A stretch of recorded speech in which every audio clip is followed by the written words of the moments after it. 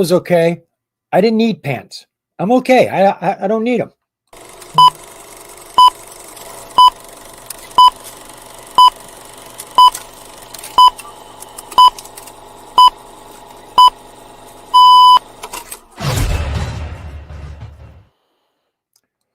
Wow, howdy, folks. Anybody there? I'm John Zidar, aka the Stock Wizard. This is On Top and Hot Live, where we're going to look at hot penny stocks that you guys brought me. So if we got any complaints, I'm just the guy bringing the news to you. How was your day today? I had a pretty busy day, I did, by golly. Make sure everybody can hear me here. See what your comments say. If anything's wrong, let me know. I played options today, didn't do any stocks at all. I did 22 options strictly on the SPY. 4 of them were losers. For most of the day, I was just like that. At the end of the day, it all turned around for me. I had 18 winners back to back to back to back to back. So it was a pretty decent day for me. So I didn't get a chance to look at a whole lot today, except the stocks that you gave me. I want to thank all of you that have done this. Velmore, Underdog, Mark Ryan, Dino. I seen your Happy New Year's greeting, and I'm thinking, where's the sticker? And I went on down. Well, as I came back, I saw you had 2 comments back to back, and I missed your AUID ticker. So I've got that at the end. I have not done any due diligence on that yet. So if we can get to it, we'll get to it. I think the best way for me to cut down time on this is not to jump into a lot of news and not to spend too much time on these charts, because I just like playing with charts. That's all me. Sorry about that. Lee, thank you for being here. Chris, you're not too late, buddy. I got your TOI. Yes, I did. Stephanie Spears came after you, and she's not late either. Thank you, all of you. Appreciate you being here. So let us jump on into this right now, and let's see what we can learn together. Making sure I hit all my buttons. I do have my extra screen up here so I can keep tabs of what it is you guys can see. We're looking good. So the first one we are going to take a look at came to me by Velmore, EVTV. Now, I just did a video on EVTV, excuse me, 4 days ago, and I actually did it Monday. It was Monday. I did it in the middle of the day. EVTV was running. I think she was like up 200, 300% that day. And when I went to see why she was running, I remember posting news that day that she had a $100 million contract deal with the government. And they had a facility that was going to be worth $200 million. So it was great news. But the fact of the matter was that wasn't really why it was running.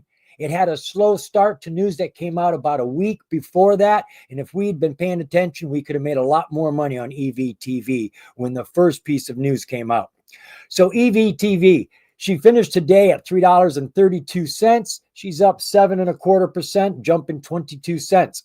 Hot penny stock on the major exchange. It's on the NASDAQ, which comes with benefits over the penny stocks on the OTC. First off, there's no transaction fees. You get to buy and sell your shares basically for free. You don't get your shares for free. You just don't pay anything to buy them and sell them. You get to trade these pre-market, aftermarket. You never get to do that with OTC. And some of the biggest runners you will ever see happen during the aftermarket and pre-market periods, because all the umpires are gone.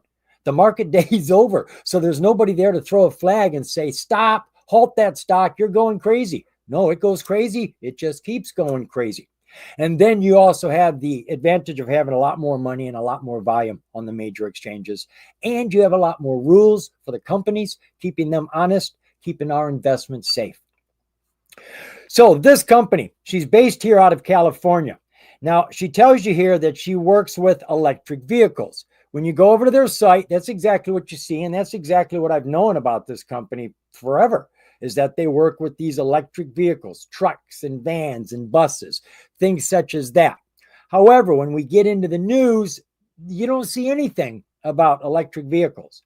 I guess they're still doing them. I haven't done a deep dive. Jumping on over to the news. Going back here to November of last year, the company takes flight in Europe and the USA with heavy lift drones to disrupt traditional vineyard operations across Italy. heavy lifting drones that can lift baskets of grapes, right? Pick them up, fly them to the truck, probably dump them and bring you back your empty basket. How neat is that? Envirotech secures 80 drone deposits, rapidly expanding drone business. What happened to their trucks and vans?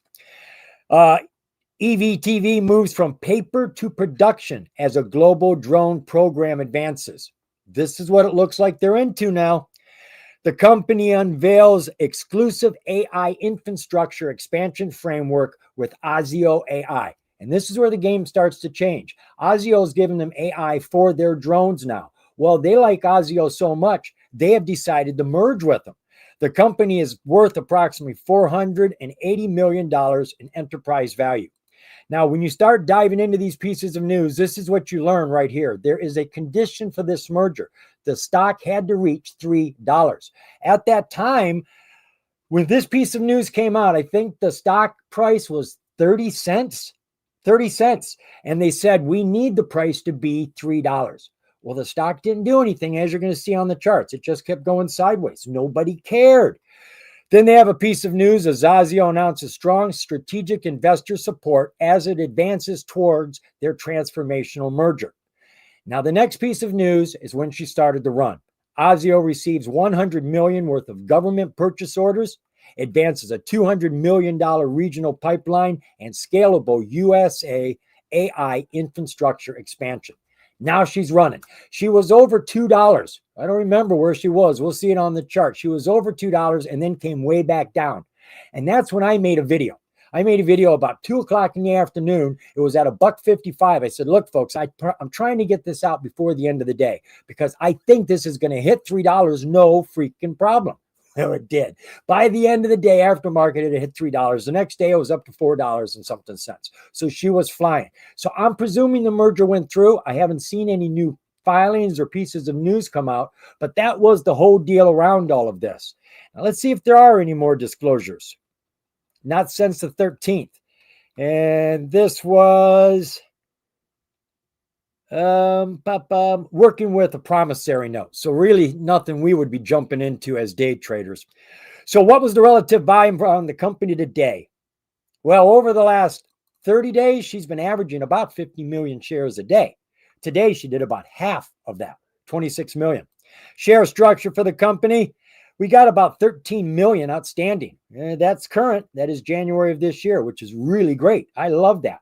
But this is curious here. Why do the insiders only own 530 shares? Why? I mean, could they not buy any before the merger? I mean, this is always a concern of mine when I don't see the insiders putting their money on the line as well. So we basically end up with all the shares, about 12.5 million, which I'm not going to complain about float-wise. That's a great float. That's excellent. Taking a look at our market cap, we're at 40 million. Is the company making money?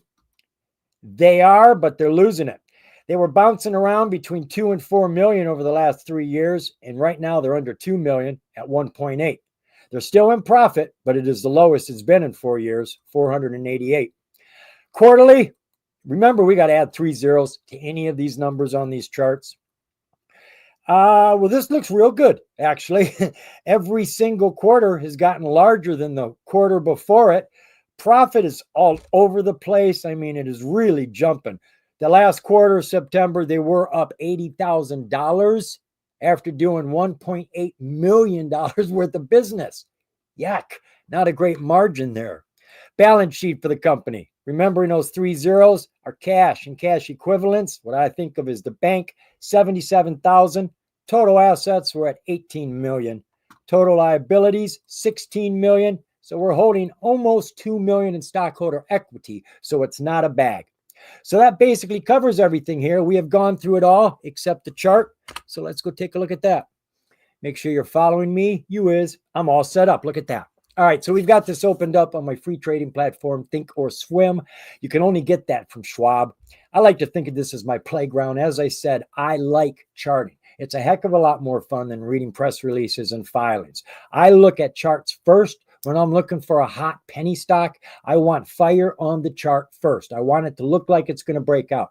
Then I go looking to see if there's any news or filings to back it up. Without a hot chart, good news is worthless, right? You need to have a nice setup on the chart or no one's going to really pay attention to it. So we're looking at the yearly chart now for EVTV.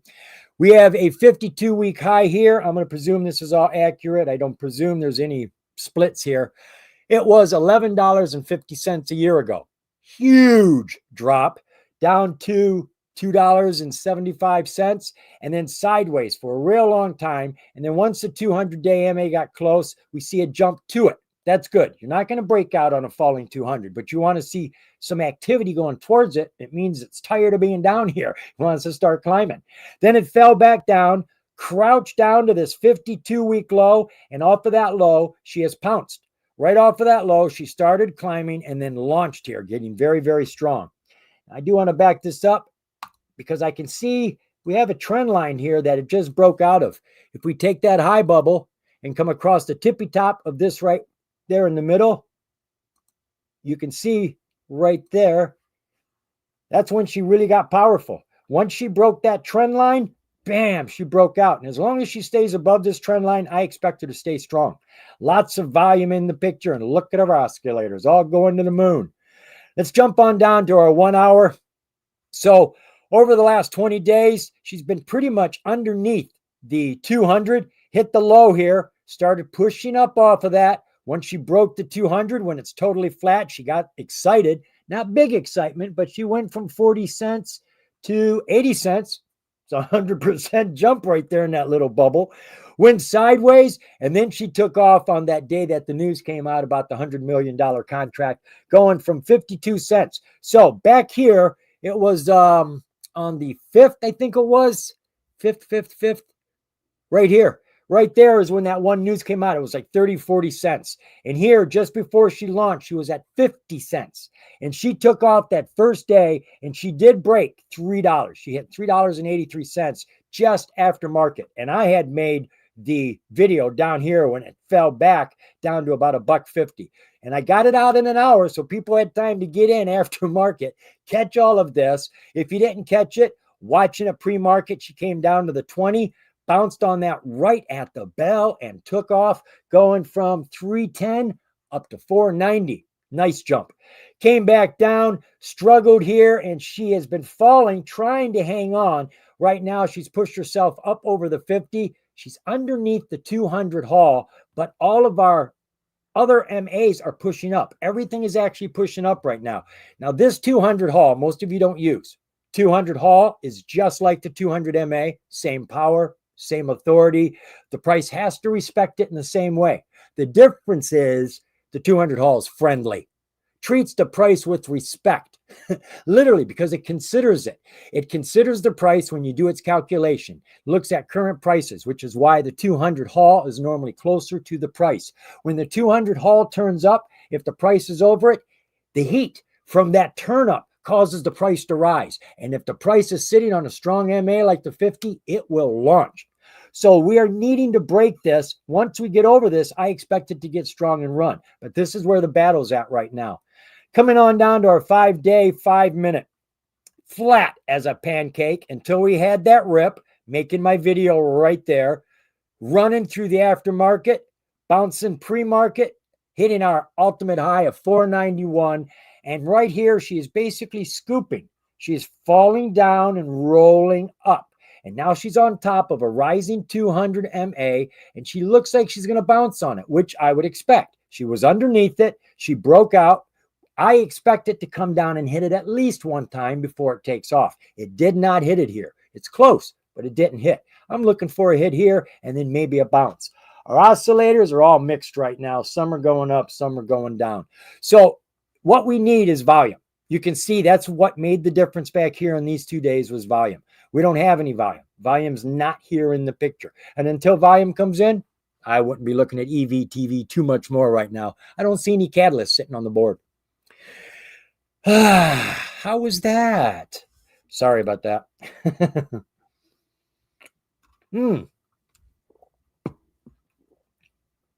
Maje. Is that a ticker? Hey, man, How about Maji, Excogi Pro? Thoughts? I've not heard of that one. We'll have to see if we have time to look at it. Fair deal. Yeah, I'm already not getting paid by YouTube. I'm sure that would get me kicked off. What up, Paul? Glad to have you here. I'll try, friend. I'll try. And the best way to do that is to get out of here and get back to why you're here. Talking about stocks, man. So what do we got next? SRXH. This is SRX Health Solutions. This comes from Underdog. SRXH. Did I type it right? I did, but it didn't come up. SRXH. Ta-da. This is SRX Health Solutions. Back this up. All right, let's see what we got here. This is a U.S. company based out of Florida. Now, this company seems to have gone through a change of operations. I haven't done a deep dive. I haven't gone way back to see where this may have happened. Looking at the financials, I could guess maybe. The reason I say that is because I'm quite familiar with this Better Choice company. Now, I'm not sure this even comes up anymore. Nah, see, it's gone. The website is gone. Better Choice Company was a pet store online that sold chewies and food and stuff like that. I remember it because I've posted news on it many times. I can see the pictures in my head. It's not that anymore. See, Animal Health and Wellness Company. I don't think so. So SRXH finished today at 19 cents, up about 1%, 0.1%, which is 0002 jump. Not much of a move up at all. This is a penny stock on the New York Stock Exchange. She's down here at 19 cents, which is a very vulnerable point for any major exchange stock. There are minimum criteria on the major exchange. You've got to meet all of them. There's a ton of them. One of them is your price. You can't go under $1. You go under $1 and stay there for too long, you'll get a warning from the NASDAQ or the New York Stock Exchange, and they'll give you this much time, maybe 3 months, maybe 6 months, maybe a year. And they say, if you don't get that price up over $1, has to close over $1 for 10 consecutive days, you've got problems. You either have to do a reverse stock split to kick the price up, meet the minimum bid price criteria, or you're going down to the OTC. Either way, it's not a good thing. And the company can't do anything about it. It's up to us. The bidders have to push that price up. The company's got to give us reason. That's their job. Give us some catalyst. Give us some reason. So right now we're down here at 19 cents, and I am not aware if this company's been told yet. Now you can go through every 6K or 8K and see if NASDAQ has notified them, or you can just run on over to Google now because Google has AI, Gemini, and it reads all the news that's out there. And if you ask it, has this company done this? It'll tell you. Plain up and simple. So you don't have to go through every single filing to see if that's happened yet. So where are we at? News. Let's get some information about this company. So this goes all the way back to October. They received a letter here regarding their stockholder equity deficiency. Stockholder equity, the very last thing we look at when we look at financials. Are we holding equity or deficit? Is this a bag or not? They were a bag, and you can't be a bag. Not for too long on the major exchange. So they got a letter with regards to that.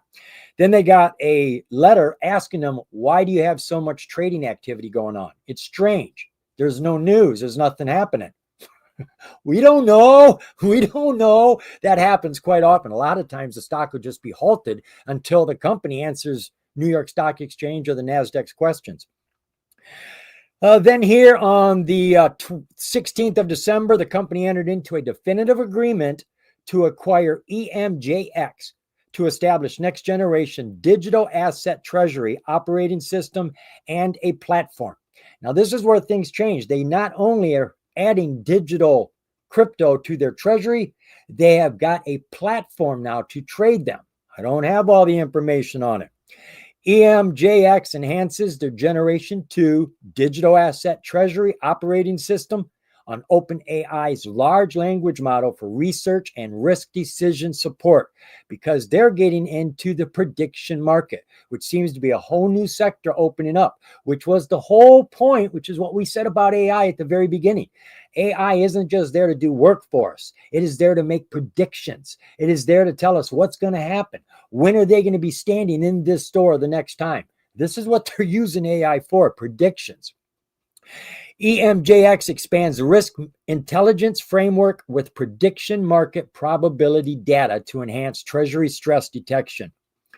The company deploys initial $10 million into several digital assets, predominantly Bitcoin and Ethereum. So there's their first purchase, $10 million of two of the most popular cryptos out there. The company regains compliance with the New York Stock Exchange. Now, when I dove into this, they said that they had to meet the minimum of $4 million. So they were under $4 million. Well, when you come over here, just going straight to that point, we're down here at $8 million. Well, I don't know what happened, but by the time they reached compliance, they doubled it. I don't know how low it was before. I mean, you can see it fell. It was at 33, 15, 15, 33, and then they got a letter saying it was under 4. Now we're back up to 8. So it has been taken care of. They don't have any hot water in regards to this. I have not seen anything yet about the price. They are in hot water. There's no doubt about that. I just don't know if they've been tapped on the shoulder yet. So while we're here over at the financials, let's take a look at the annual income, see if they're making any money. I'm trying. It's not working here for me. Give me a moment. Okay, we'll just get a whole new page here. We'll get rid of this one since it doesn't want to cooperate. And we'll bring this one over. And what was it we were looking at? Let me see if I can remember my ticker now. SRXH. And we're at financials. All right, on the annuals, this is where I would have thought they had their change of operations right there. They were making money with their animal stuff, and then boom, we're not doing that anymore. We got an old new deal coming on with digital platform. So they don't make any money, and they start kicking it in. I'm only guessing. I don't know. We went from 38 million to 0, back up to 34 million, and dropped all the way down to 6.5 million here in their last quarter. So everybody is expected to have their final quarters filings coming out here for December. At the end of January, they should all be coming out. Profits, well, they're in the profits, not as much as they were. God, dropping fast and hard. And we already looked at the balance sheet, but let's see what they had in the bank. 1.3 million, 8 million in total assets, 7.9 million in liabilities, and somehow, now do the math there, 8.4 minus 7.9 should have given us $500,000.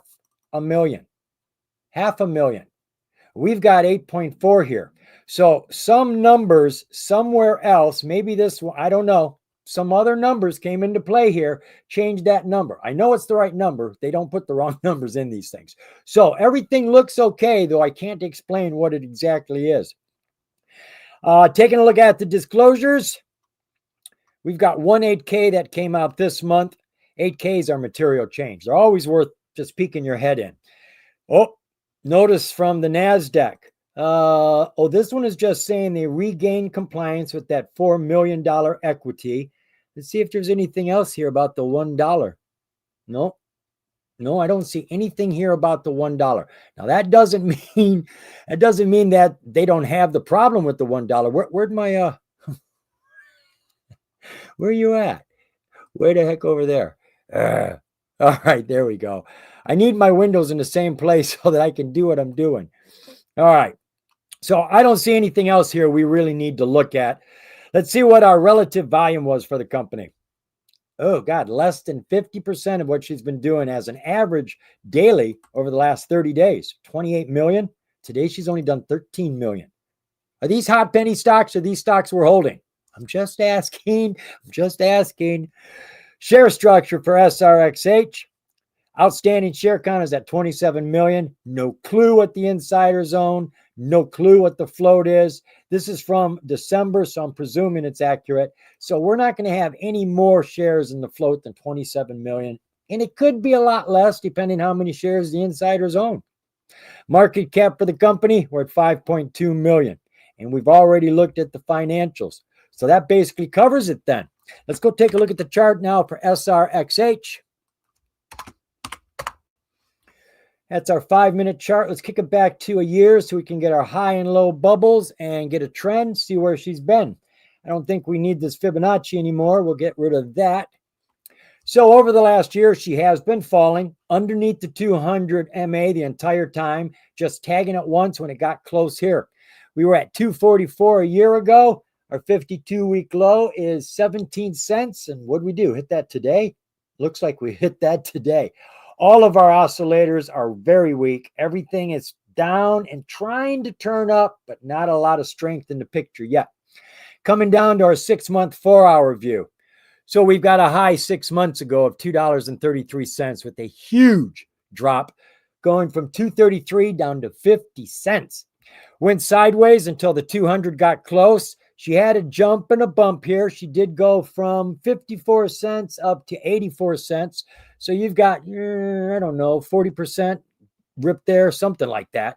Came back down, another nice poke here. She has these jumps on occasion, but I wouldn't want to be sitting around waiting for them. It was right here at the end of November. She started getting some activity, and it was this December 16th jump that got everybody excited from about 35 cents up to $1.80. Yeah, man, that's exciting. 400% gains at least. And then back down hard, and we have hit that low bubble yesterday. It says 16 cents, and it doesn't look like we're doing a whole lot here. If she could get up on top of this 50, we are in between the two 200s. We have a falling 200 MA and a falling 200 Hall. We need to have the 200 Hall turn up. And if the price starts to rise, as we see she's starting to, we could have ourselves a situation where she could push up to that 200 and actually get over it. Take a look at our 10-day, 30-minute. It's a downhill trend for the last 10 days, going from 30 cents down to basically 50% of that, 16.5 cents. Off of the low, she's bounced up. We're on top of the 50, underneath the 200 here. She's tapping on the door. The 200 is flat enough that she could make a move here. She needs a catalyst. She needs something to get her excited and actually move. This isn't probably going to be a big enough catalyst on the technicals, but she is there. She is starting to warm up. All of our oscillators are climbing right now and pulling up. Now, this could be that 52-week low, right? Let me see here. Right. All right. I don't know why it's a different number, but basically what we've got there is a 52-week low bubble.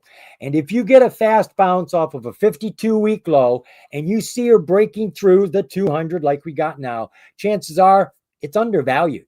We didn't do a deep dive, but I guarantee you there's people that do know how to do these dives very quickly. They shop these low bubbles and they're looking for value. They're looking for a flashing for sale sign where they can make some money. And if there's one, there's going to be a ton. They all come in at the same time and end up pushing the stock up. And you can normally get a nice run out of that until she backs down and finds her center point and levels off again. So there you go. Looks like she's trying to do something right now off of that low bubble. Let me see here.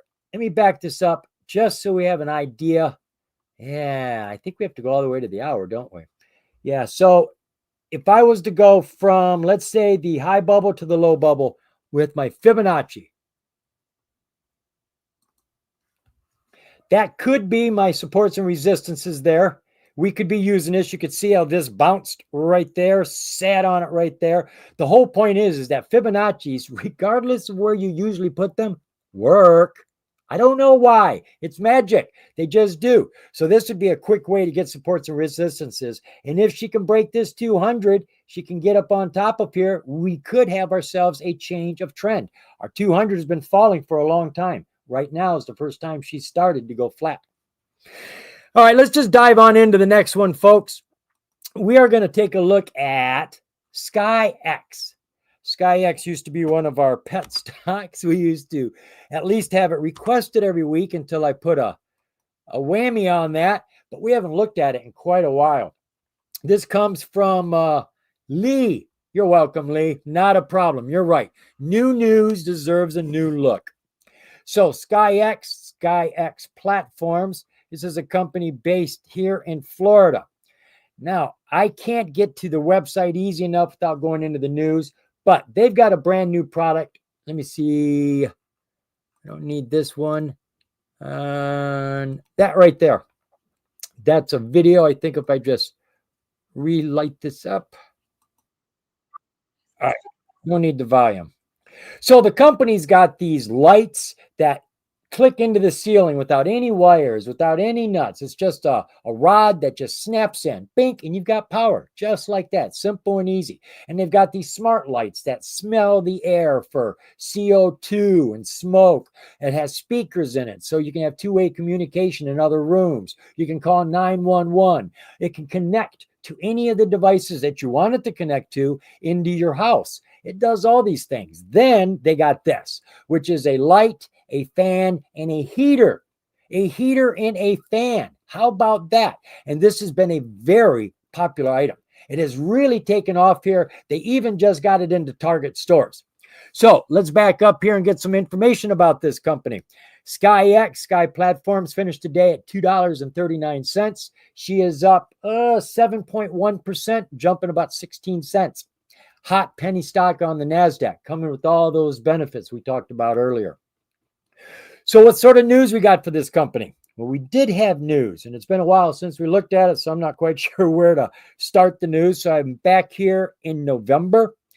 The company reported revenues of $24 million in the third quarter of 2025 compared to $23 million in the second quarter. So their revenues are growing. The company is to supply its technology to a 340-unit townhome and apartment project in San Antonio, Texas, built by prominent developers, landmark companies. And this is what they do. They keep finding these big apartment complexes that just want to use their equipment as standard equipment in all of their apartments. The company launches its patented ceiling plug-and-play Sky fan and turbo heater on its U.S. e-commerce platform. So now they got it on their own site. The company announces the launch at U.S. leading retailer Target, again selling that Sky fan and turbo heater. The company just got a $9.5 million investment from a leading investor. The company said that they are collaborating now with NVIDIA on their Connect program and their AI ecosystem for its patented ceiling all-in-one smart home platform. That's that light I was telling you that does everything. Has the speakers, plays music. You can talk to people in other rooms, other places, smells the air, all that good stuff. Now they're using NVIDIA's cloud so that all of that is working even better. SkyX announces it will supply its technologies to enable a new luxury waterfront smart home community development in North Carolina. Ta-da! And the company announces a $4 million strategic investment from Philo Timo Fund investor in growing small cap companies at $2 per share with no warrants. Well, we're at $2.39, so everything's good here. The investor's happy. Everything's been taken care of. So we've got a lot of things here. We have new deals with new apartment complexes, putting in standard equipment in every single apartment. That's a lot of them that they're selling. Any of them break, you just get another one from the company. They've got new investors coming in, $9 million, $4 million, there's $13 million. They've just got a NVIDIA Connect program. So there's a lot happening here. What's the relative volume for SkyX? Down. Volume has been about 1.1 million daily over the last 30 days. Today we did about 950,000. Not a big drop, but a drop it was. Share structure for the company, we're at about 113 million, with the insiders owning more than half of it. Wait a minute. Nope. Been here, done this. This is wrong. The date's over here.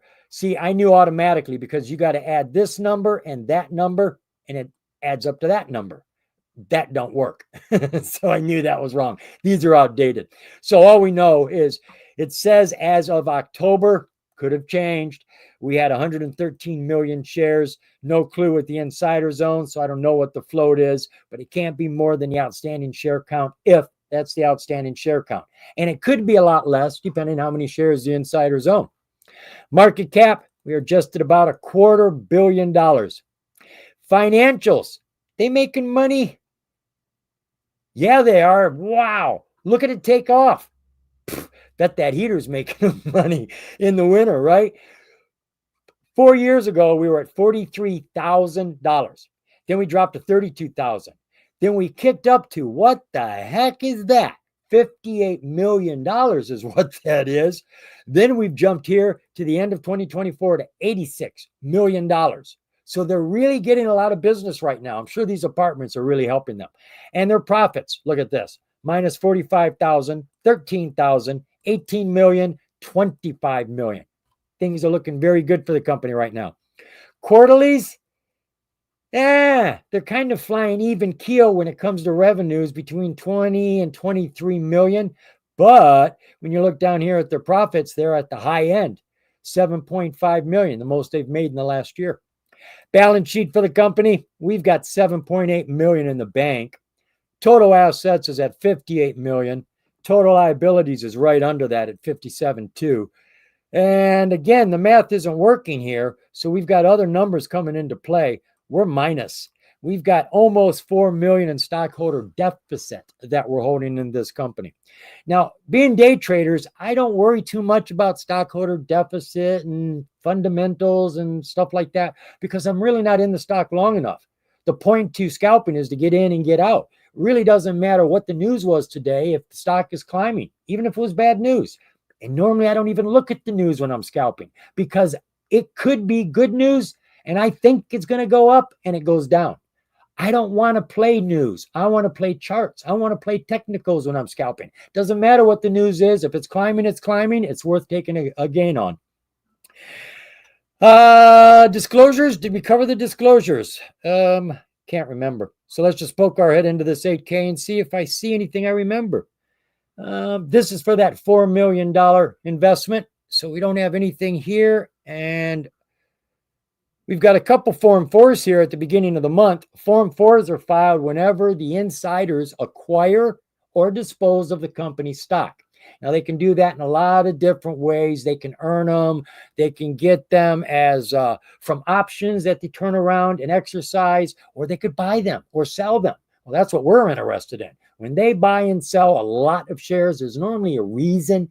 We may not see the reason yet. Filing may not be out. The news may not be out. But they know, and they want to get ahead of the crash or ahead of the run. So they buy or sell before we know. So you use it as a signal. Well, right here in the center, this code, P for purchase, S for sale.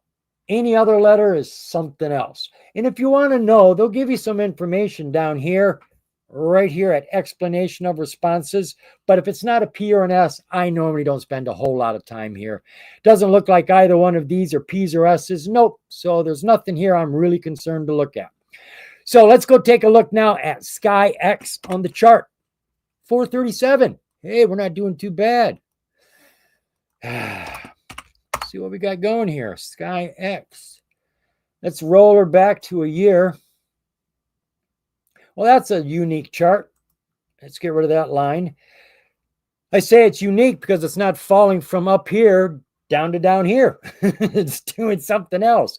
She's been basically in a channel here, a very big channel from about $2 down to, basically $1, $1.05, $1.10. And she's been rolling in there, not much at the $2 range, more down at the dollar. And then once she got back up here, she decided to just break it.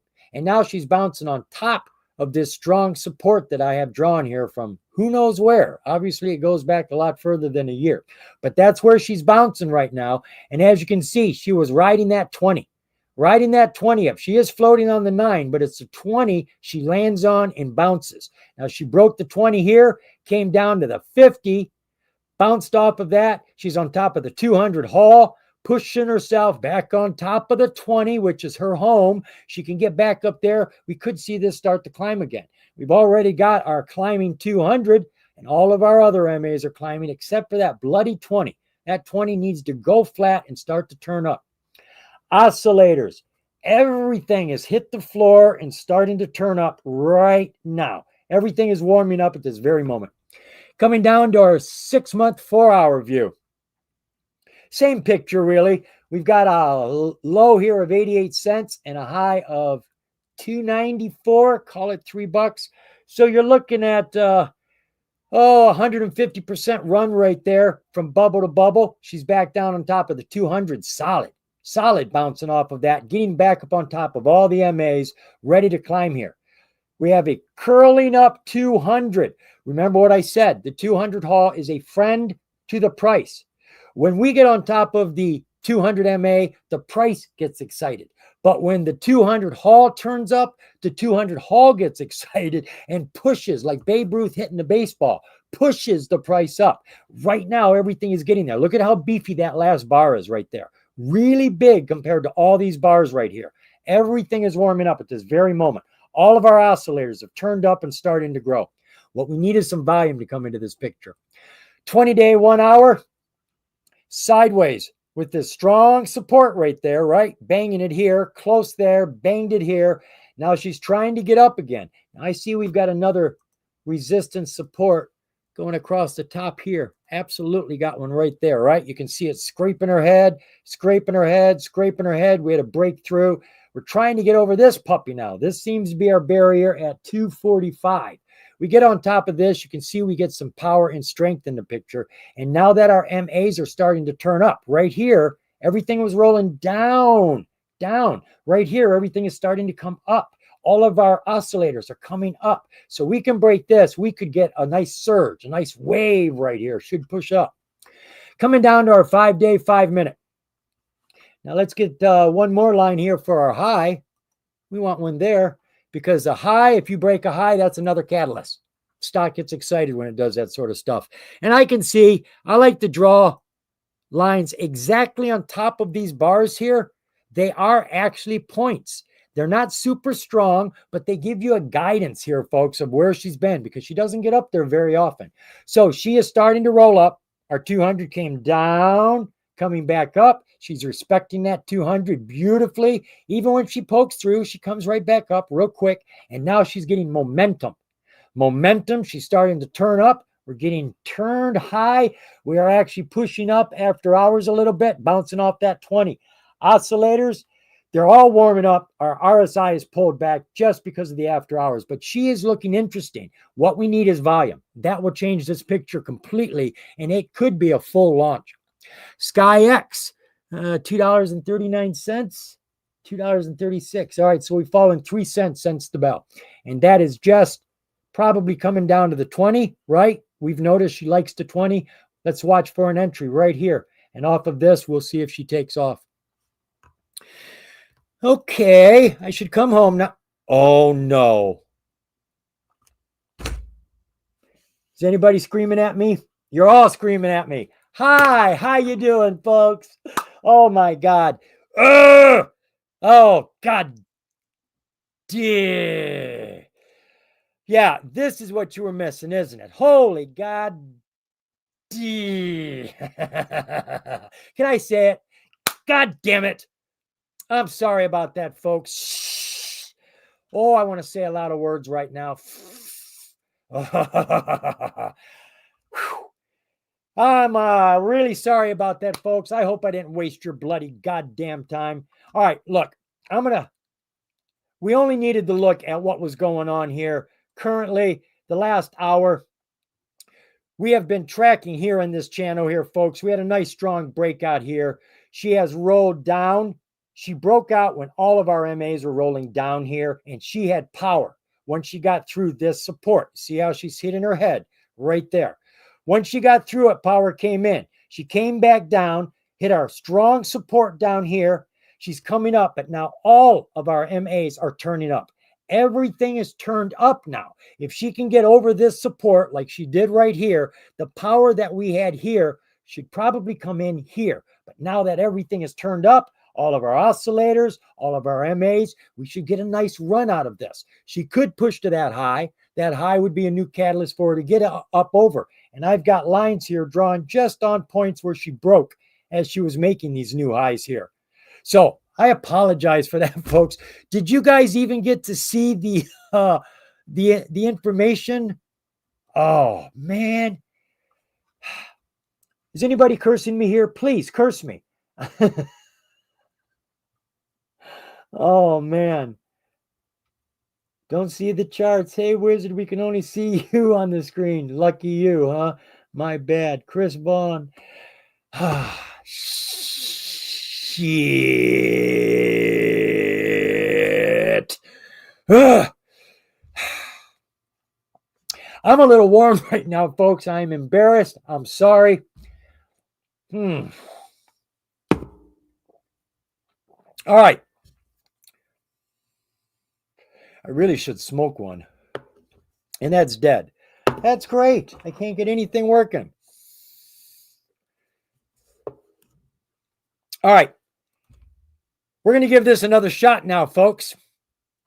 I'm looking. I can see you over there. God dang it. Don't get me going, John. All right. So the next stock we are going to look at together is COSM. COSM. This comes from Mark Ryan. Thank you, Mark. I appreciate that. Mark wanted to look at MLEC. MLEC had a nice run and then had a nice hard fall, but it was $10, $12. I'm not quite sure why you wanted to look at it, but we only look at penny stocks on this show. Sorry. So we're looking at Cosmos Health. It's the ticker COSM, based here in Chicago. Finished today at 54 cents, up 21%, which was almost a 10-cent jump. This is a hot penny stock on the NASDAQ. So what is this company all about? Well, this is an international pharmaceutical company. Now, I do have some information about this, and I had to go look for it. Going to their website was not very helpful whatsoever, but they did have a presentation that they just came out with. The presentation is like a brochure. They give you all the information about their company. Not a deep dive, but enough for an investor to say, oh, I like what I'm reading. So I found 2 pages here just to give you a basic overview of what the company's about. They've got 6 subsidiaries, 6 divisions, and they got 6 different places those 6 divisions are at between Greece and the United States. Those 6 divisions, one is a pharmaceutical wholesaler. Another one is a portfolio of their own brands of different types of drugs and medications. Another one of their subsidiaries is a comprehensive portfolio of generic drugs. Then they have a research and development division. Then they have a manufacturing division that makes drugs for other companies. And they've been doing this for lots of companies. A lot of them we recognize: AstraZeneca, Nestle, Merrick, P&G. And then their last one, they are working on all of the new things that we've been doing since COVID. You know, we've been trying to do all this stuff online. You can talk to your doctor, can't take your blood pressure yet. But, you know, sooner or later, they're going to have these things where you're going to be able to do a heck of a lot more online than you can right now. So that's the information about Cosmo and what they are about. Let's see what we have underneath the news category. We do have some news here going back to November. Cosmos Health reports record revenues in Q3 2025 with all-time high revenues, up 38% to 17.1 million. Gross profit was up 116% to 2.6 million, and their EBITDA was up 74%. Cash position was up as well, 4.6 million from 0.6 million, which is good. They went from 0.6 million to 4.6 million. They added $4 million cash to their cash reserves, which is really good. So every single number there is going up across the board, at least the last quarter of 2025. That's looking great. Let's see. The CEO, Greg Ciox, adds 3.3 million more shares. He's buying more shares, insider buys. We like to see that. Cosmos Health launches strategic partnership with Prime Ledger to transform $300 million treasury and tokenize IP assets. I don't remember what this one was about. Let's see if I can get some information here. This multi-phase agreement is centered on a comprehensive digital transformation of Cosmos' health financial operations, including participating in the management of $300 million treasury facility and the tokenization of high-value intellectual property. So they've taken on a ledger platform that's going to be working on the blockchain. I'd have to dive into this to get a little more information. Cosmos Health enters a manufacturing agreement with Libotech for Path Muscle Medicine for a 5-year volume expected For 5 years, volumes are expected to exceed 1.2 million units. So they got a new 5-year contract. And then Cosmos enters into, they got a new coverage here. Oh, how about that? Now I trust Zacks. These are price targets. They've got a new one for $4.50. Zacks comes in, does a deep dive on the company, and then comes back and tells you what the company is worth based on their fundamentals. They say over the next 12 months, the company should be worth $4.50. Right now, we're at 54 cents, underneath the dollar, right? We're in the hot water zone. I don't know if they've been contacted by the NASDAQ or not. We'd have to dive around and see. Now, the reason I say I really don't pay attention to price targets because everybody gives them. And most people, their opinion isn't worth anything. So it doesn't matter what they say. But if JP Morgan or Zacks or somebody like that says it, it does carry more weight. But does that mean you should be investing your mortgage on it? No. I still take price targets with a grain of salt. They're just extra information I just put over there on the side. So let's take a look at the relative volume now for Cosms. She has gone from, wow, under 1 million shares on the major exchange to basically 10 times. Yeah, 10 times. Went from 657,000 to 6.6 million shares. Share structure, not bad. Outstanding count is 34 million. Dates, I'm going to presume these are close, if not right. Insiders own about 9 million. Subtract that from 34.9. That gives us ours, just about 25 million. Not a low float, but it's not a bad float at all. Anything under 100 million is okay. 25 million down to me is a low float. Everyone else says under 10 million is a low float. Yeah, that's a super low float. Market cap for the company, we're at 15.5 million. Money. Are they making money? That's why we invest in these companies. They're doing copacetic. Every year they're doing between $50 and $55 million, and their profits are falling. They did a little less this year than they did 4 years ago, but they've lost about half of their profits. Not looking good on that regard. Quarterlies. They're on an upstroke right now, going from 12 million all the way up to 17 million. Profit was at 1.2. We're now at 2.6 a year later. So that's looking good. Thank goodness. Looking at what's in the bank, we've got about 4.6 million. Total assets is 70 million roughly. Total liabilities, about 46. So we are holding positive stockholder equity, not holding a bag here, of about 23 million. Disclosures. What do we got going on over here? We got a bunch of Form 4s. Remember what Form 4s are whenever the insiders acquire or dispose of the company's stock.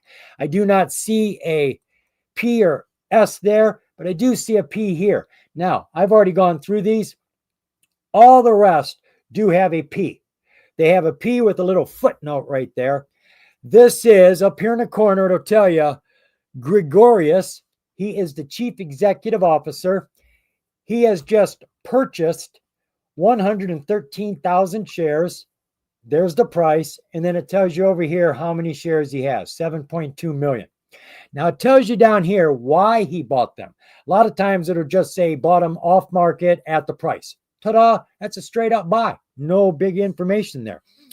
This says, pursuant to a debt exchange agreement by and between Georgius Gregorius and the company dated January 20th. Now, I'm not sure what this is all about, but when you go through all the rest of these Form 4s, it's the same thing. It's the same footnote. It's the same amount of shares, 113,000 shares over and over and over again. So there's about 500,000 shares that the CEO just bought. For whatever reason, I don't know. It doesn't look like there's a catalyst on the table. Looks like it's some in-house situation he has to take care of, but he's buying the shares nonetheless. So that takes care of all the information from this standpoint for Cosm. Let's go take a look at the chart. I know you can see it. I'm looking. Whew, finally, the temperature's dropped in here. All right, let's go back a year, see where high and low bubbles are at. So we got a low bubble of 28 cents in April of last year. We've got a 52-week high of $1.32 in October of last year. Right now, we are at 54 cents down on the low side between the two bubbles. So we were over the 200 a year ago. When we fell under it, we stayed down there for about 6 months. Once the 200 went flat, we had a breakout. That's when you have your breakouts. I'm saying they're not always going to break out, but that's when they happen. You have your breakouts when they go flat. And she went from 45 cents up to $1.30. Nice run. Back down to the 200. I expect that. I expected it a lot sooner, right? This is like a month later. She finally came down to the 200 and bounced, took off again, climbing for over a month, hitting a new high here of $1.32, and then coming back down to the 200. She took a bounce, but look over our heads. Every single MA is over our head and starting to roll over. Our 200, our 20 is rolled down hard and fast. And you can see why she's falling, because the 20 is falling. When the 20 is falling, you can count on the price to follow it. When the 20 is rising, the price is normally following it. When the 20 starts doing something different, watch for the price to do something different. The 20 is the steering wheel, folks. So she couldn't hang on to the 200 with all of this waterfall coming down on her head. So she's come down here and she's fallen down, and she hit a floor here at about 40 cents. She's come back up and she's been going sideways, waiting for all of these MAs to come to her. She doesn't want to fall anymore, but she hasn't got the energy to climb. So she's waiting for these to get closer. She's jumping up on top of them. As each one gets closer, she gets on them. And now she's going to get on top of this 50, and everything is starting to cusp up. Things are starting to look good on our yearly chart. 4-hour chart, a lot of sideways activity until we had that drop here going from 50 cents down to 41, and then a jump up very quick. Now, this is kind of like a crouch and pounce. You're going sideways, really not breaking that support right there, right? You just keep hitting it and bouncing it. Then all of a sudden, you drop very hard. Hit the next support underneath, and immediately you bounce back up. Not to where you fell from, but beyond it. A crouch like a cat does. It crouches just a couple of inches, boom, to go a couple of feet. So that's what I look for. If things are going sideways and then all of a sudden you have a big drop, if you see it start to come back up with some fervor, some big bars, it's probably a pounce. You may want to jump into that bad boy. All of our oscillators are jumping in that pounce with all this volume coming into the picture today. Everything looks like it's in motion to continue. Coming down to our 5-day, 5-minute. Sideways activity here with some jumps and dips. Fell down to that 41 cents. Ripped. Right now, she is hanging on to our 50. She took off on that 9-day. You can see she floated on the 9-day on our 5-minute. Very nice chart. Easy to read. Got all the way up to that high. Pulled back. Sitting on the 9 still. Started to ride the 9 up. And then she rolled down. Now look at our 20. Our 20 is starting to roll right there, starting to turn over. That's when we start watching the price to change what it was doing. It was climbing, started to roll. It's in a full roll now. So I would expect this to come down. Might come down to the 15-minute. Oh, she's already sitting on the 9. Now we've got a solid bar over that 9. Only the wick came through. I'm not concerned until I see a full bar. Like here, that was scary, but the bar is still on the 9. Until that full bar is under the 9, I'm not real concerned. So even though it doesn't look too sweet over here on our 5-minute, she's falling. She is actually still above the 9 on the 15-minute. And on our 1-minute, what's that looking like? Right on top of our 200-day there. That's what she came down to. Wicked it, dipped it, bounced. Now she's sitting on top of it. All of our MAs are over her head, but cusping up. I see that was green, red. She's fighting right now. We need some volume into this, folks. She has the potential to start climbing. She's been going sideways for a while. But again, all of our MAs are starting to come up with the price. If she can get on top of that strong support and break this high, we could get a nice run out of this. But we got to have volume. Volume is the real ticket here. Coming back home, Starting to lose my voice. What time is it? 5 o'clock.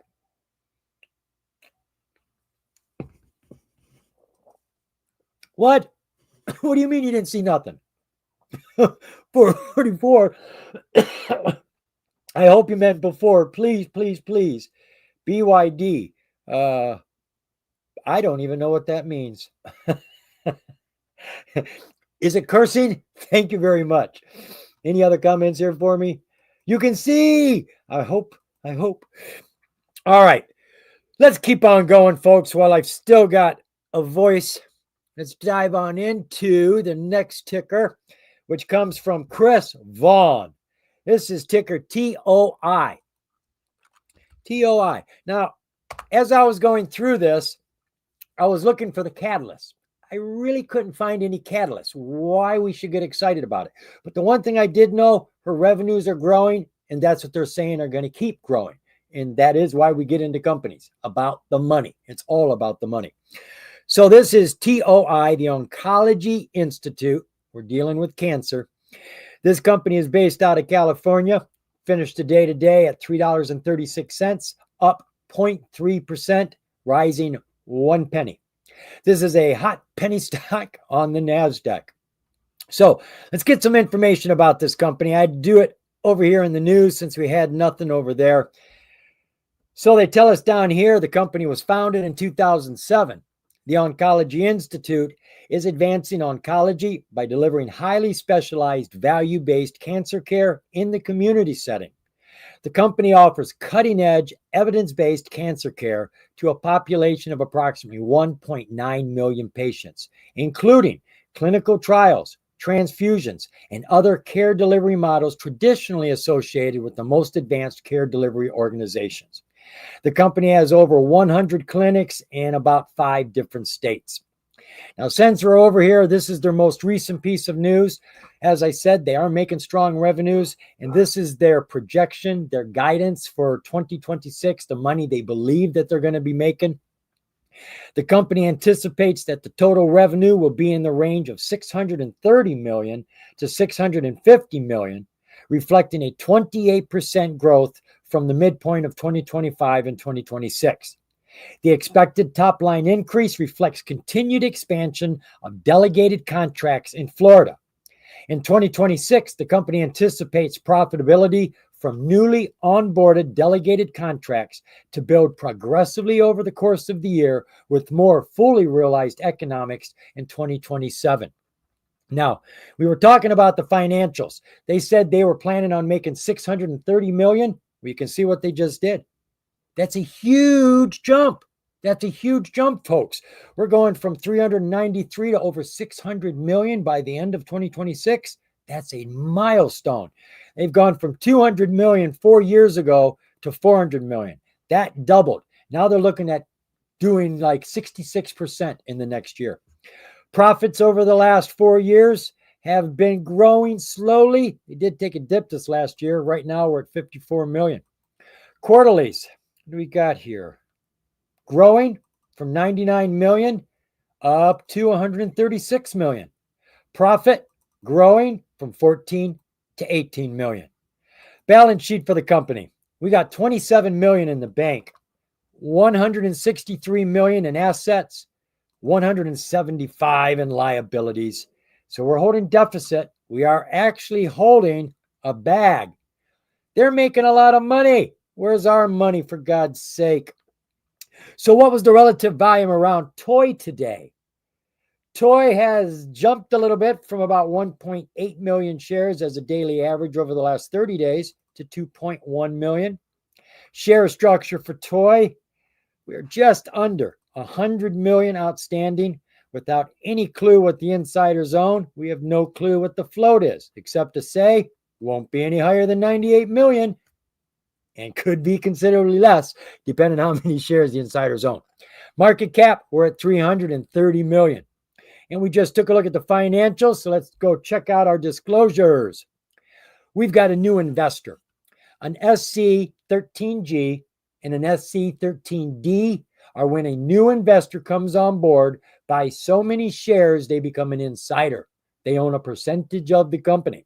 Now, a G and a D, There's a difference between the two, and I can't remember which is which, but one is a silent partner. They just give their money and say, make me some more. And then somebody else comes in and wants a voice. They want to say, well, let's do it this way. Let's do it that way. Can't remember which is which. So SC13G on the 15th of this month. This is Shernay Jory. They just got themselves 5.1 million shares, which is 5.2% of the company. So they are now a new insider for the company. And an 8K material change. What is this? Result of operations, financial conditions. This has to do with their financials. So I don't see any other filings here we really need to be concerned with. Let's go take a look at that news. So going back to the beginning of November, a certain and the Oncology Institute co-developed touchless AI automation for oncology administration. Now, what this is they're working with Agentic AI, which is an AI that can teach itself, so it doesn't need a human to intervene when it runs into problems. It can figure things out by itself. Kind of scary there. Well, what they're doing here is taking the administrative aspect of payment from the provider to the payee. All of that is going to be taken care of by AI. So a human never has to get involved with the money aspect. Services will be provided, payment will be made, and no paperwork will ever be done by a human. They'll never have to look at it. That's what that's all about. And that's not just for their company. It's for any company that wants to make use of it. Oh, everybody wants to make use of that sort of stuff. Then we've got 3 pieces of news here where they are working on their leadership. They're bringing in people, lots of new people. We're not going to go into all of that. And then we just covered this, their guidance and how much money they plan on making. So let's go check out the chart now for ticker TOI. Oh, I thought I forgot to hit the button. I almost panicked again. Don't do that to me, John. I'm too old. God. All right. 1 minute chart doesn't look too bad, not too good. Let's go back a year. Ooh, well, that's the opposite of most charts. All right. For the time being, I'm going to get rid of all these lines. So a year ago, we had a 52-week low of 36 cents. Then we have a 52-week high of $4.88 in October. After that high, she came back down to this rising 200 for the entire year. She bounced off of it, and she's just bouncing on it as she's climbing. This looks very nice, folks. She has got a nice rip going here. Now, let me see. I am tempted to use my Fibonacci on this yearly chart, which is something I don't normally do. So we went from 36 cents all the, oh, I don't start at the bottom. I start at the top. 36 cents to 438. That's over 1,000% gain. Oh, that's not it. 1,000% gain. I am not kidding. I'm not going to do it. Obviously, I'm not meant to, so we're just going to move on. So right now, we are down to that 200 again. She is coming down hard. We've had lots of new lows as she's been falling. She's hit it very strong. We have our 9-day MA falling, our 50-day MA falling, and our 20 is starting to roll over. This is looking a little precarious to me. Our oscillators are starting to roll down. Yearly chart does not look too exciting. Even though she's on an uptrend, this looks like a time she may break that uptrend and actually fall underneath the 200. Take a look at our 6-month 4-hour. Wow, we do have some volatility in here, don't we? She came down to 202, jumped up here to 450, fell down to 290, went to 490. So we do have some strong rolls, but this is taking weeks, folks. This isn't happening in days. This is happening in weeks. She's rolling around on the chart. Our 200-day MA reached a high up here just as we hit the high, and right now she is rolling back down. She rolled uphill, and now she's starting to roll downhill. And it's tough to tell when you have a stock moving around this hard. But this right here looks, again, I'm going to use the word, very precarious. All of these waterfalls rolling over, down on top of her head. She's underneath the 9. You can't climb till you're on top of the 9. Our PPO is underneath. Our MACD is underneath, though it looks like she's actually trying to turn up. This is an interesting setup with the MACD. And our RSI is showing a little bit of hang-on power, but that's about all I see. Take a look at our 20-day 1-hour view. Scary, right? She's been falling for 4 or 5 days here from 449 down to 321. She's hit that low and she's trying to come up, but we got waterfalls. Everything is still falling, still too far up for her to actually climb that high. So we're going to have to wait for these to come down further. So the best we can hope for is that the price just goes sideways. She doesn't like to go sideways very much. She bounces a lot, but she needs to go sideways or at least bounce up and down going sideways, waiting for these to get close so she can get back on top. When she gets on them, you can see here, when she gets on them, she does like to bounce and climb, but we need to get on top of these. 5-day, 5-minute. She's set up right now for an attempt for a breakout. We've had this 200-day falling for the last 5 days from a high of 449 down to that 321. She's been going sideways, riding our 200 haul. 200 haul is turned up. Price is over top of the 50, underneath the 200. That is a perfect 200 squeeze happening right now. It just paused. It just stopped in the middle because it's aftermarket right now. I would anticipate this to continue climbing. Our 200 is just now going flat. That's when you have your breakouts. She gets on top. She'll start to pull that 200 up. All of these are starting to turn up. All of our oscillators are starting to turn up. So we have hope on toy. Right now, I'm not saying for the long run, but at this very moment, she's set up for maybe tomorrow. But we need volume.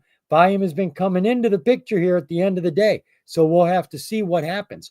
I would put TOI on my watch list for tomorrow. She's got a lot of money. Now, that's the other thing. This could be a company that you might want to hold for a year.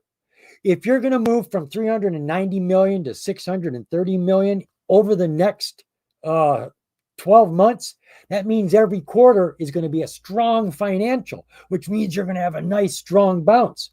Or you could just put it on your calendar and remember to probably get into these just before the financials and catch those bounces. There we go. I took care of you, Chris. You weren't too late, buddy, right? I'm hitting wrong buttons again. What time is it? 5:12. Hello. Good to have you here. Glad to have you guys. Again, I do want to apologize if you had to sit through my head talking to you. I know that wasn't the best view in the world. I skipped a ticker, didn't I? I did. It was, hold on here. Dino Trades, wasn't it? Dino Trades, it was. Ticker AUID. All right, it is quarter after. And I've still got some voice. And I need to get rid of IC. Yep. Bring you guys over to my place. Gotcha. And we want to go look at AUID. Here we go. Now, I haven't done any AUID due diligence on this. So let's just start the way I would normally start. Oh, this page is going to freeze up too. Okay, well, we'll just do it this way then. All right, AUID. AUID. AuthID Inc. This is a company based out of Denver, Colorado. Finished today at $1.71. Had a good day. Jumped about 73%, up 71 cents. Now this is a hot penny stock on the NASDAQ. So what is this company all about? AuthID provides secure, mobile, biometric identity verification software products through Verified, an easy-to-integrate identity as a service platform. Our suite of self-service biometric identity proofing and authentication solutions frictionlessly eliminate passwords. Now, I did jump over to their website, just trying to get more information here. when you're paying money, moving money online, it's very important to know who you're dealing with. This is a way to identify parties on both ends. They've got lots of different people and companies that they're working with. And this is going to become very important, folks. People are going to want authenticated ID. And passwords are a pain in the butt. Biometrics don't change. Your breath, your eye, your fingerprint, that's, you don't have to memorize any of that stuff. That's always going to be with you as long as someone doesn't try to take it off you, right? So if you want more information about all that they're involved with, they've got a lot of different products that they're using now for different services. They're all making money. AUID. Let's see what we can learn here. We'll start with the relative volume. Holy cow. Yeah, something's going on. Over the last 30 days on the major exchange, she's been doing like 300,000 shares a day. Embarrassing.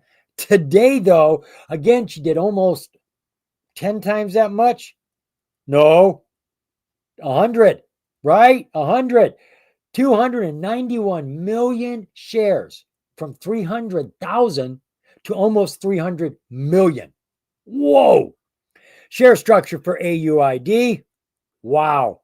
So 293 million shares moved, and all they've got is 13,000. And I don't know how many are actually in the float since I don't know how many the insiders own. But just going to call it 10. You got 10 million shares and you're moving 293 million. That means every single share had to sell about 30 times. You had to go through them all 30 times in one day. That's heat. Whoa. I mean, the little hamster's feet caught fire. Market cap, we're at about 13.5 million. Financials for the company. Interesting. All right, they're not making a ton of money, not making a lot of money at all. They've gone from 600,000 up to almost 900,000, and they get to keep every single dollar that they make. They don't pay for anything. Now, that may be because it's a digital product. You sell digital products, there's no shipping or packaging or materials and none of that stuff to deal with. So maybe that's what that's all about. If not, you can get paid for consultancy, helping people just by talking to them. I don't know where this money actually came from. Quarterlies, it's a mess, right? We've got 248,000 a year ago, and now we're down 106,000. How can you be working with all these different companies and not be making any money? I just don't get it. Balance sheet for the company. Well, they got money in the bank. Thank God for that. We got about 5 million. Total assets, almost 11 million. Total liabilities, less than 2 million. So even though the company's got squat for revenues and squat for profits, we're not doing bad. We've got almost $9 million in stockholder equity here. And when you take the shares, what do we got? 13 million. You divide 13 million into 10 million. That should give you a close price. Well, that's one way. We'd be less than $1.71 based on that. Interesting there too. Let's take a look now at the news and the disclosures. See what is going on with this company. Now, as I said, I haven't had time to look at any of this. So let me scan a little bit here. The company joins NVIDIA Connect to advance enterprise and AI agent security, innovation, and opportunities. Didn't we just read that? I thought we just read that for SkyX. Looks like the exact same headline here. The company just priced a direct offering and they closed it for $3.6 million. The company selected biometrically secure identities for online educational services at correctional facilities. I don't know if that's for the guards that work there or if that's for the prisoners. Prisoners aren't going anywhere. Do you really need to have it? The company's privacy key named Best Digital Trust Solution, ID verification and authentication in 2025 Paytech Awards. The company's TurboCheck selected by Global Workforce Solutions provider to address the surge of employment identity fraud. And the company announces integration with ServiceNow to deliver secure, frictionless identity verification and authentication. They tell us here the company announced an integration with ServiceNow to securely verify identities at the contact center to protect accounts and reduce fraud. The collaboration enables Auth ID to secure 8,400 ServiceNow powered contact centers globally, including 85% of the Fortune 500 companies for both consumer and workforce identities. Sounds like this should be read a little bit more. Including 85% of Fortune 500 companies. Wow. So they have got AI coming in. They've got new contracts coming in. Looks like they've got catalysts. That's why the thing was running so bloody hard today. And we don't have anything here in filing since last month. So I'm not even going to look at that. So there you go. The real catalyst is that piece of news that came out, the integration with ServiceNow with 8,400 centers, not customers, centers around the world. And each center has its own group of people. That's a lot of people. So let's go take a look at ticker AUID. I keep having panic attacks. Keep thinking I left you guys. You know, when I was 12 years old, we moved from Michigan to Kentucky, and we had three or four different vehicles, and we had like 6, 7 people. I can't remember. So we were all spread out, and we picked up goodies at the store before we left. Well, we got halfway to Kentucky. That's when our gas ran out, and we had to get more gas. When we all got out at the gas station, my sister wasn't there.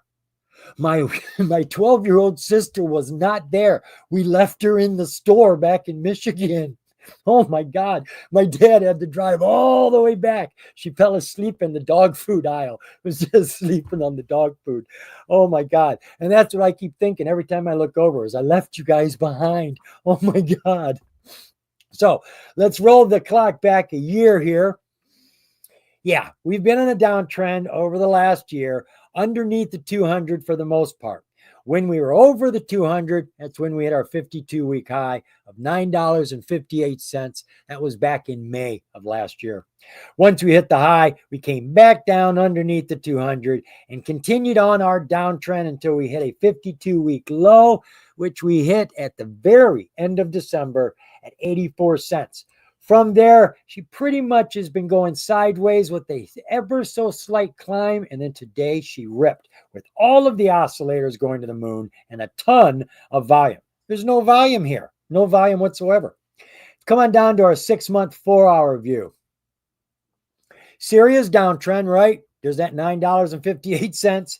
There's our 81 cents. And what we had here was a 200 squeeze. Beautiful. Yeah. So right here, she got up on top of the 50. Now, anywhere here, she could have broke out, folks. We have a rising 200 haul, a falling 200. It is getting pinched. The price in the middle does not like all that pressure. You know, it's like a garlic press. So the price is looking for a way to get out here. So here it is sitting on top of the 50, on top of the 20, and then it falls. Now, this is very, very common, folks. When you have it getting lazy in a 200 squeeze, watch for a sudden drop, a crouch down to the 200 haul, just to 200, and it'll pounce off that bad boy and zoom all the way from 200 to 200 and right through. And that's exactly what we had here. She came down to the 200. She got up on top of the 50. And once she was firmly on the 50, that was it. She launched from, let's call it $1 up to $2.50. Boom, 150% gains, folks. She has come all the way back down to the 9. That's what we expect. She didn't crash. If she would have crashed, she'd have come through the 9, crashing it. She landed on the 9, not even with a full bar. Only the wick. The full bar is still above the 9, so this looks pretty good. Lots of volume today. All of our technicals were very strong. Of course, they've cooled off with that last big red bar. Coming down to our 20-day, 1-hour view.